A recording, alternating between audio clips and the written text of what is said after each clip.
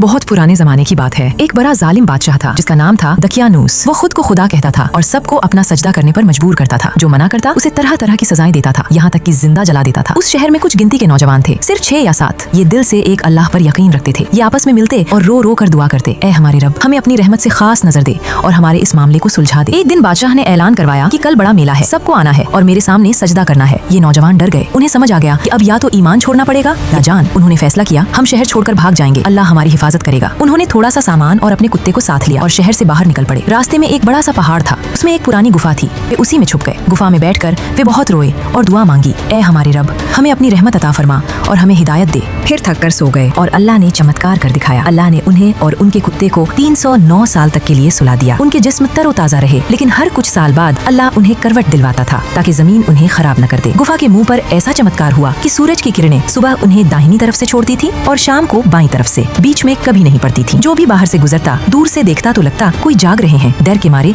कोई अंदर नहीं झांकता था। कुत्ता भी गुफा के मुंह पर पैर पसारे सोया रहता। पूरे 309 साल बाद अल्लाह ने उन्हें जगा दिया। जब आँख खुली तो एक ने पूछा, हम कितनी देर सोए? दूसरे ने कहा, शायद एक दिन या उसका कुछ हिस्सा। उन्हें बहुत भूख लगी थी। उन्होंने आपस में कहा, कोई शहर जाकर रोटी ले आए, लेकिन बहुत संभल कर, अगर बादशाह को पता चला तो मार डालेगा, और बिल्कुल साफ सुथरी रोटी लेना। एक नौजवान ने अपना पुराना चांदी का सिक्का लिया और शहर की तरफ चल पड़ा।